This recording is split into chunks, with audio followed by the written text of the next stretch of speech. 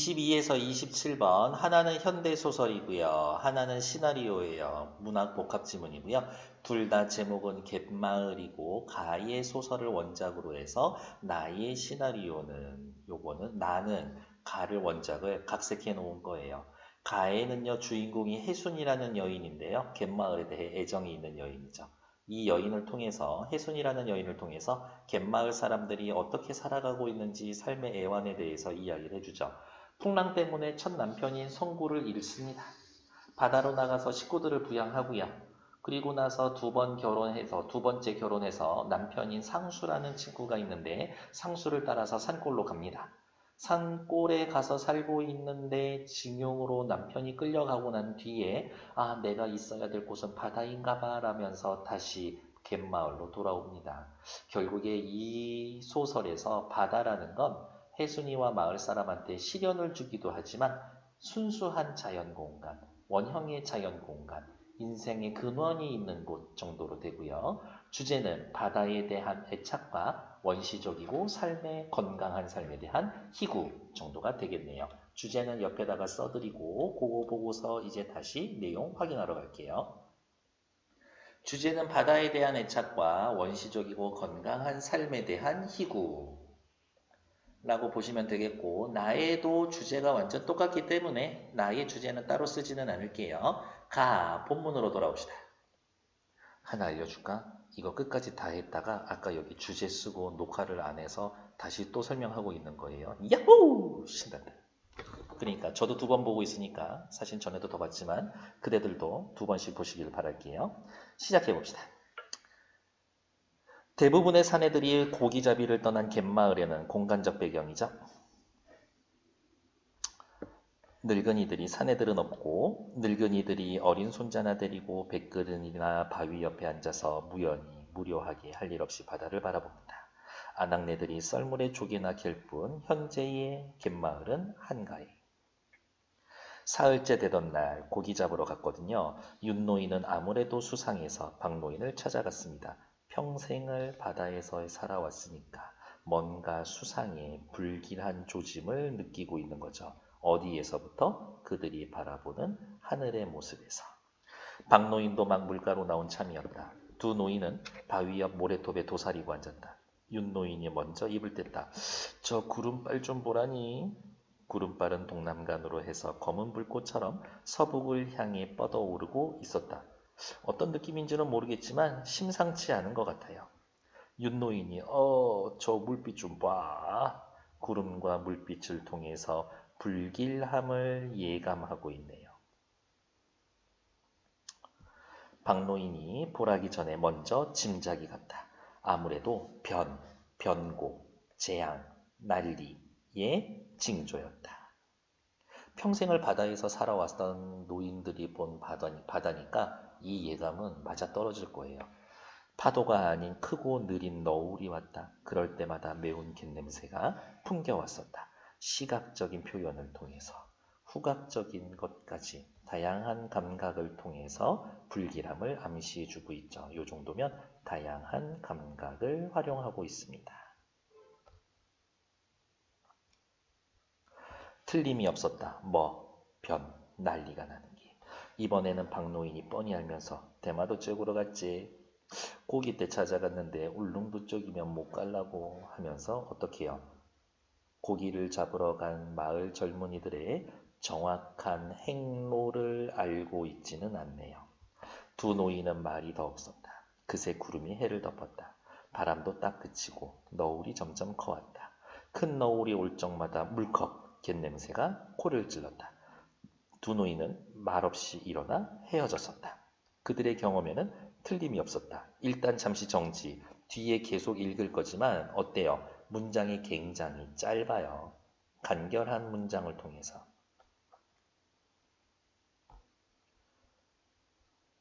불안감을 조성해주고 있고요. 독자들로 하여금 긴장감도 높아지게 하고 있지. 올 것이 드디어 오고야 말았다. 큰 파도가 올 거예요. 무서운 밤이었다. 깜깜한 칠야. 비를 몰아오는 바람과 바다의 아우성. 보이는 것은 하늘로 부풀어온 파도뿐이었었다. 이들의 변에 대한 예감이, 노인들의 예감이 적중하고 있죠. 노인들의 예감이 적중했어. 하여튼 불길한 예감은 틀리지 않지. 그것은 마치 바다에 참고 참았던 분노가 한꺼번에 터져 흰 이빨로 뭇을 마구 물어뜯는 것과 같았습니다. 바다를 짐승에 비유했네요. 화류법. 파도는 이미 모래톱을 넘어 돌담각을 삼키고 몇몇 집을 휩쓸었다. 무태 있는 사람들도 안전하지 못해. 빨리 안전한 데로 가야 돼. 마을 사람들은 뒤 언덕배기 당집으로 모여들었다. 이러는 동안 날이 샜다. 날이 새자 바람이 멎어가고 파도도 낮아졌다. 샌 날에 보는 마을은 그야말로 난장판이었었다. 그리고 이 비바람이 이틀, 3일, 사흘 연속으로 이어지진 않았네요. 이날 밤에 한 사람의 희생이 있었다. 누굴까? 노인이었다. 그의 며느리의 말에 의하면 돌담각이 무너지고 파도가 죽담미까지 들이밀자 윤노인은 며느리와 손자를 앞세우고 담 밖까지 나오다가 집이 있었고 담이 있었는데 담 넘어서까지 이렇게까지 왔었다가 며느리한테 먼저 가라고 다시 집으로 들어갔다라고 했다. 그리고는 아무것도 모른다라는 것이었었다. A라고 묶어놓은 부분은 뭐예요? 며느리의 말에 의하면 큰 따옴표가 없이 어떻게 해요? 며느리가 한 말을 간접 인용하고 있죠. 그래서 그날에 어떠한 일이 있었는지 윤노인이 무슨 일을 했었는지를 알려주고 있지. 그래서 순식간에 한 문제 풀어보고 갈게요. 22번 A의 서술 방식에 대한 설명으로 적절한 것은 1번이죠. 간접 인용 누구? 며느리의 대사를 통해서 인물의 행적, 윤노인의 행적을 서술해주고 있습니다. 뭐 어렵지 않는 얘기네요. 앞으로 넘어옵시다.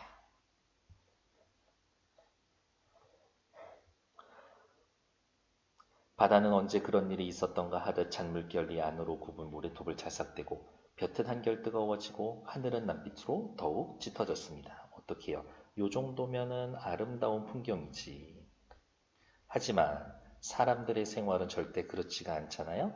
갯마을 사람들에게 벌어진 일들과 대조를 통해서 비극적인 비극성을 더 강화해 줍니다.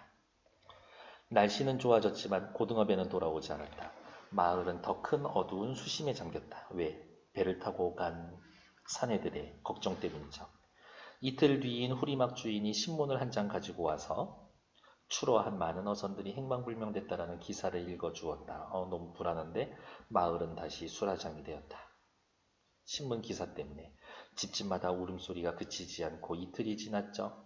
바다에 나갔는데 큰 파도가 쳤는데 이틀이 지나도 배가 안 돌아와? 난리가 났지. 울음에도 지쳤다. 울어서 해결될 문제가 아니었다. 설마 죽었을라고 이러한 한가닥 희망을 가지고 아낙네들은 다시 바다로 나갔다. 일단 산 사람은 살아야 되니까. 바다에서 죽고 바다로 해서 산다. 바다는 삶의 원천이 되기도 하지만 바다에서 죽고 죽음의 원인이 되기도 하죠. 오른쪽으로 올라올게요. 혜순이는 성구가 돌아오는 것을 누구보다도 미뤘었다. 주인공이고요. 성구는 남편이에요. 그동안 세 식구가 먹고 살아야만 했다. 그래서 물옷을 입고 바다로 나갔다. 해조를 따고 조개를 캐다가도 문득 이마에 손을 대고 수평선 바라보고 돛배만 지나가도 괜히 가슴이 두근거리는 기대감 때문에. 아낙네들이었다. 멸치철이지만 후리도 없었다. 아무 그물이 없어요. 왜? 그물 가지고 다 고등어 잡으러 갔으니까. 후리막은 집뚜껑을 송두리째 날려버린 그대로 손볼 엄두를 내지 못했었다. 그렇죠. 집이 무너지면 보통은 힘쓰는 남자들이 와서 고쳐야 되는데 아낙네들만 가지고서는 이러한 일들을 할 수 없었을 것 같아요. 됐을까? 다음에 나와 있는 시나리오 한 번 더 확인하러 갈게요. 비슷한 내용들 나올 겁니다. 선생님 시나리오인지 어떻게 아나요? 네, S샵이라고 해서 얘가 장면 번호고요. 장면 번호는 시나리오의 구성 요소니까요. 뒷부분에는 공간이라든지 시간적 배경이 나타나죠. 시멘트로 만든 주판, 박노인과 윤노인은 꼬니를 두고 있다. 꼬니는 뭐 땅바닥에 그림 같은 거 그려놓는 거고요. 뭐 요렇게 해서 뭐 요런 것들 이렇게 해서 여기에 돌 3개 옮겨 놓고 3개 놓고 상대방이 이쪽에 돌 3개 옮겨 놓는 거 그냥 그런 간단한 놀이 말하는 거예요. 아, 왜 을충년 바람 때만 해도 그렇지 용왕님이 노하시면 속절없는 거요. 인간은 자연 앞에서 무기력한 거지. 자연 앞에서 인간은 무기력해. 아무것도 할 수 있는 게 없어. 아, 여부가 없지. 여봐, 저 구름 좀 보라니까. 심상치가 않아. 저 물빛도 좀 보라니까. 을충년에 그렇게 난리가 났었던 때의 구름과 물빛하고 비슷한 것. 과거의 경험을 통해서. 불길한 일이 일어날 것 같은데 암시해주죠. 바람이 점점 세어진다. 신 넘버 15 노목 오래된 나무 성황당 뒤에 있던 노목에 불어오는 바람을 가누지를 못하고 몹시 흔들린다. 신 넘버 16 바위 점점 커가는 파도가 바위에 부딪혀 부서진다. 신 넘버 18 17 축항 밀려온 파도는 축항을 뒤엎을 듯 뭐한다. 요렇게 장면을 짧게 잘라가면서 어떻게 해요? 거친 바다의 모습을 보여주고 있고요. 이거를 보고 있으면 어떻게 불길함이 늘어나겠지. 씬 넘버 18 몽타주 몽타주는 이렇게 짧게 촬영해 놓은 장면을 짧게 붙여 놓는 거죠. 문을 열고 하늘을 바라보는 가족들, 뛰어나와 바다를 보는 사람들, 분주하게 움직이는 아낙네들이라고 하면서 마을 사람들이 어떻게 해요? 전부 다 분주해요. 바쁘죠. 걱정되고 있고요. 염려하고 있습니다. 온 마을 사람들이 이러고 있어요를 몽타주를 통해서 보여주고 있다. 이 부분은 괄호 나올 수 있으니까 꼭 외워두시고. 씬 넘버 19 하늘 검은 구름이 몰려온다. 번쩍이는 번개 천지를 진동하는 천둥. 씬 넘버 20 들판 폭우에 휩쓸리는 나무 무서운 비바람에 흔들리는 나무 벼락이 떨어지며 고목에 불이 붙는다. 불길한데 쏟아지는 비 몰아치는 바람. 씬 넘버 21 길 돌담각으로 된 골목길을 달리는 해순이 어디론가 급하게 달려가고 있는데 숨은 하늘에 치닫고 옷은 비에 젖어 벗은 거나 다름없고 넘어지며 달립니다. 천둥 번개 왜요? 뭔가가 다급하네. 절박한데요. 씬 넘버 22 성황당 밤 비 비틀거리는 해순이가 올라와서 당목 앞에 꿇어앉으며 원망스러운 눈초리로 성황당이 그래요. 아까 얘기했잖아요. 이러한 상황에서의 해순이는 기도할 수밖에 없지. 선왕님예, 선왕님예 몇 번 부르더니 쏟아지는 빗속으로 몇 번도 절을 한다. 잠시 후 순임이가 올라와 해순이와 같이 절을 한다. 같은 마음이겠지. 씬 넘버 23 하늘 밤비 먹장 같은 구름에 뒤덮여 검기만 하다. 파도 소리가 바람 소리가 붙인다. 크게 번개를 친다. 이 두 사람만 걱정하고 있나? 씬 넘버 24 노한 밤바다 갯마을이 아니라 공간적 배경이 밤바다네요. 거친 파도 속에서 비바람과 싸우는 선원들 처절한 성구의 얼굴 배 타고 나가 마을 젊은이들 남자들 이야기네. 무엇인가 소리치지만 들리지 않는다. 선미의 배 뒤쪽에 길을 잡으며 이를 악무는 성칠 분주한 선원들의 모습 더욱더 거친 파도 흔들리는 뱃사람들 파도에 쓰러지고 흔들려 넘어지고 이윽고 배는 넘어간다. 혹시라도 살아 돌아올 수 있지라는 희망을 가졌었는데 이제 이 장면을 보면 어떻게 해요? 소설에서는 나타나 있지 드러나지 않았던 장면이고요. 드러나지 않던 장면이었고 이것을 통해서 정보를 제공해주고 영화를 보는 사람들이 이해를 잘할 수 있게 해주는 추가된 장면이죠.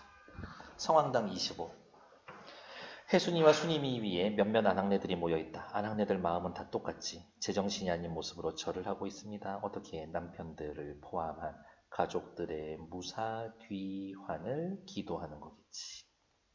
윤노인의 집 밤비 윤노인이 나오고 순임이가 따라 나오며 아버지 이 빗속을 어디로 가신다는 겁니까? 나 버뜩 다녀올 기다. 내일 아침에 가시면 안 될게요. 아이다. 아참 해도 뭔 일 나겠다. 나간다. 축항 27 파도가 휘몰아치며 축항을 의심스럽게 걸어온다. 빈 배에 걸려있는 그물을 벗기려는 순간 윤노인은 파도에 빨려 축항 밖으로 떨어진다. 허우적거리더니 노도에 휩쓸려 버린다. 어머 여기 방금 읽은 씬 넘버 26하고 27, 이 장면은요, 가소설에 나타나 있는 A 부분을 영상으로 옮겨 놓은 거겠네요. 명확하게 어떠한 사건이 있었는지를 보여주면서 사건의 전모를 보여줌으로써 역시 관객들의 이해를 도와주고 있습니다. 정도 확인해 놓으면 되겠네요. 씬 넘버 28 성황당 밤비 더욱더 거세진 비바람 아우성치듯 흔들리는 당목 가지가 꺾어진다. OL은 오버랩의 줄임말로서 화면이 겹치면서 다음 장면으로 넘어가는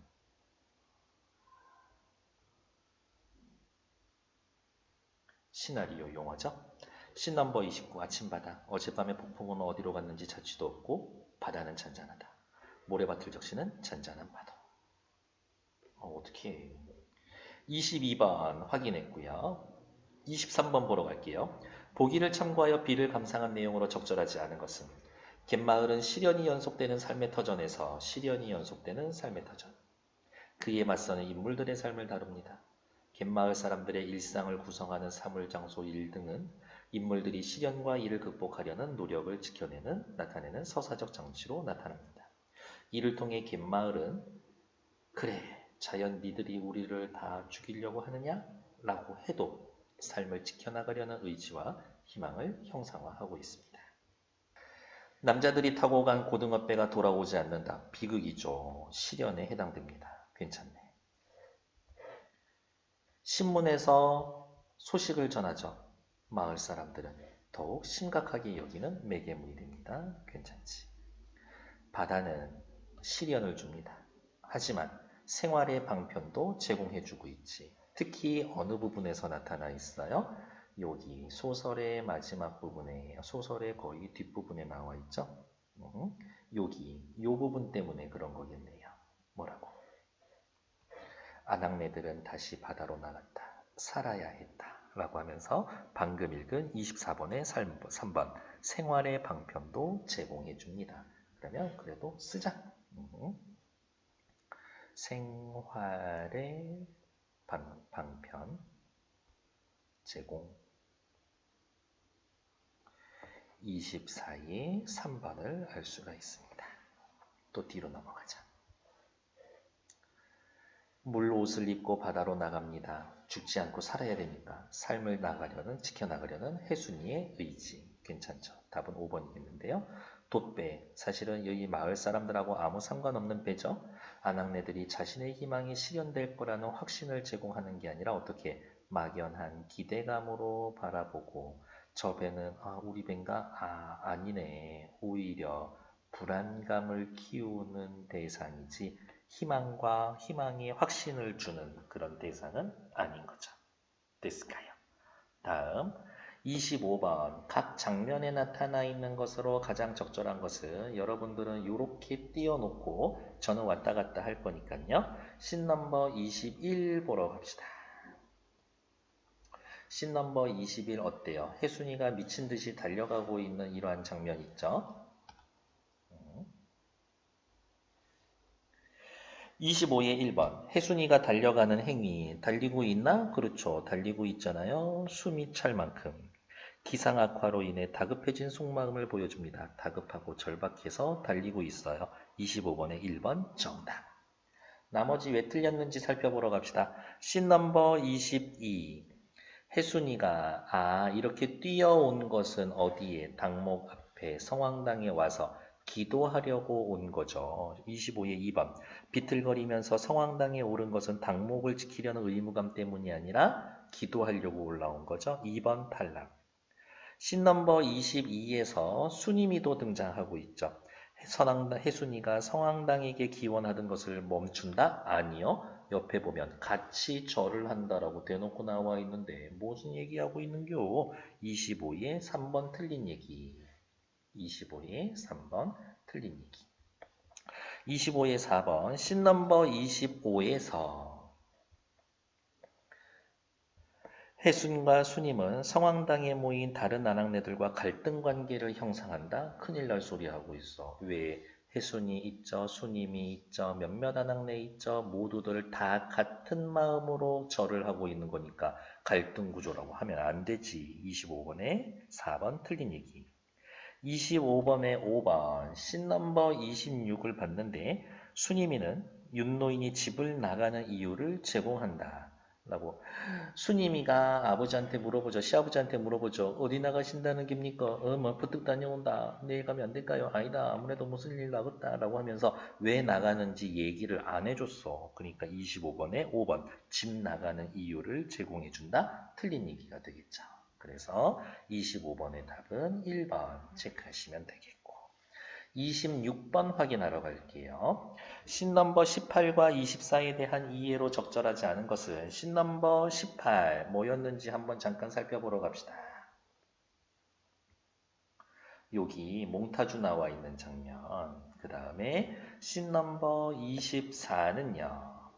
뒤에 노한 밤바다 라고 되어 있죠. 네, 그러면 또 이렇게 슬쩍 와서 찾으러 갑시다. 생각나는 대로 쓸까? 씬 넘버 18 몽타주 나와 있는 장면, 씬 넘버 24는 바다에 있는 베일을 나타낸 장면이죠. 1번 몽타주를 통해 인물들의 행동을 보여주는 장면을 연결한다. 그렇지, 인물들의 행동을 장면을 연결한다 자체가 몽타주니까요. 마을의 어수선한 분위기를 보여줍니다. 괜찮지. 2번 씬 넘버 18 여러 장소에서의 벌어지는 사건들을 각각 보여주어서 제시된 사건이 갖는 상반된 의미? 아니요. 다 똑같은 의미지. 동일한 의미죠. 어떠한 의미? 배를 타고 나간 사람들에 대한 걱정이라는 공통된 의미인 거지. 상반된 의미 아니죠? 2번 탈락. 3번 씬 넘버 24 말소리가 잘 들리지 않는다. 그만큼 절박하다. 위험한 상황이다. 괜찮죠? 4번 행위와 표정을 하나의 장면으로 제시를 해서 비바람에 맞서는 성추리의 모습을 보여줘. 그런 모습 있죠? 24번 선원들의 위태로운 모습을 반복적으로 급박합니다. 괜찮네. 틀린 건 2번. 다음 27번 마지막 문제 보러 갈게요. 가와 나에 대한 학습활동입니다. 과제를 수행한 결과로 적절하지 않은 것은 나는 가를 영상화하기 위해 변형한 시나리오입니다. A, B, C, D를 다음과 같이 각색했을 때 그 결과를 탐구해보고 틀린 것 찾기. 자, 살펴보러 갈게요. 일단 A라고 나타나 있는 거.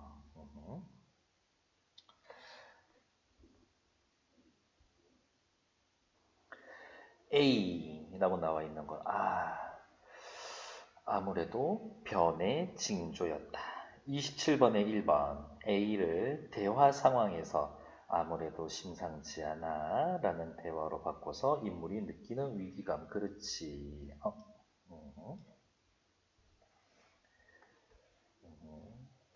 옆에다가 위기감이라고 해놓으면 되겠고 그 다음 어디에 있을까? 오른쪽으로 쭉 와서 여기죠. 아무래도 심상치가 않아. 위기감. 그리고 옆에 A와 해당되는 것. 이렇게 써놓으면 되지. 다음 B 찾으러 갑시다. B. 비를 몰아치는 바람과 바다의 아우성. 27의 2번. 갯마을과 바다에서의 발생하는 상황으로 제시해서 자연의 위력을 보여줍니다. 어디에서? 씬 넘버 15, 16, 17. 그러네요. 그러면 옆에 어쩜 이렇게 잘 찍어놨을까? 씬 넘버 15, 16, 17. 얘네들은 전부 다 B에 해당되는 이야기. 이렇게 체크해 놓으면 되겠죠. 나쁘지 않은 것 같아요. 자연의 위력을 부각하고 있습니다. 옆에다가 어디다가 쓸까? 왜 이렇게 방황하냐? 자연의 위력을 이렇게 보여주고 있습니다. 괜찮네요. 다음 C. 마을 사람들은 비가 내리고 집이 무너질 것 같자 뒤 언덕뱅이에 당집으로 모여들었다. 이것을 씬 넘버 22랑 25로 연결 지었대요. 씬 넘버 22로 갈까? 그러네. 성황당에 사람들 모여있죠. 그 다음에 뒤에 나와 있는 씬 넘버 어디에 있을까? 25 성황당에. 그러네. 성황당에 모여있네. 성황당에 모여있어. 27의 3번. 성황당으로 모이는 사람들의 모습을 통해 등장인물의 수가 다른 장면들로 나누어 구현하고 있다. 그렇지. 여기 앞으로 오면 씬 넘버 25에는 어때요? 해순이, 순임이 몇몇 안악내들 적어도 4, 5은 될 것 같고 앞으로 넘어왔었을 때 씬 넘버 22에서는요. 어떻게 씬 넘버 어디다 그랬지? 22라고 했었죠? 씬 넘버 22에서는 해순이, 순임이 2명 있는 거니까 인물 수가 다르네. 잘했어. 다음 D 찾으러 갑시다.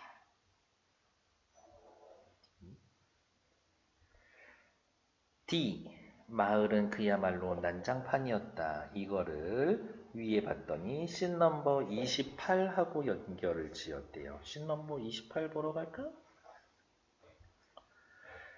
성황당에서의 밤비, 당목가지가 꺾여집니다. 27의 4번, 당목이 꺾이는 장면으로 변형을 하여 오케이, 인물들 간의 믿음이 무너진 게 아니라 어떻게 무사히 돌아와야 되는데 거기에다 대고 기도를 하고 있는데 걔네가 무너져 버렸어. 이야기를 하고 있는 거니까 어떻게 고치면 된다? 당목이 꺾이는 장면으로 변형하여 인물들 간의 믿음이 무너진 게 아니라 그들의 기도가 집 나간 고기 잡으러 간 남편들의 안전을 기원하려고 했었던 그 믿음이 무너진 마을의 상황인 거지. 인물들 간의 믿음이 무너진 건 아니죠. 그래서 일단 답은 4번. 2 찾으러 갈게요.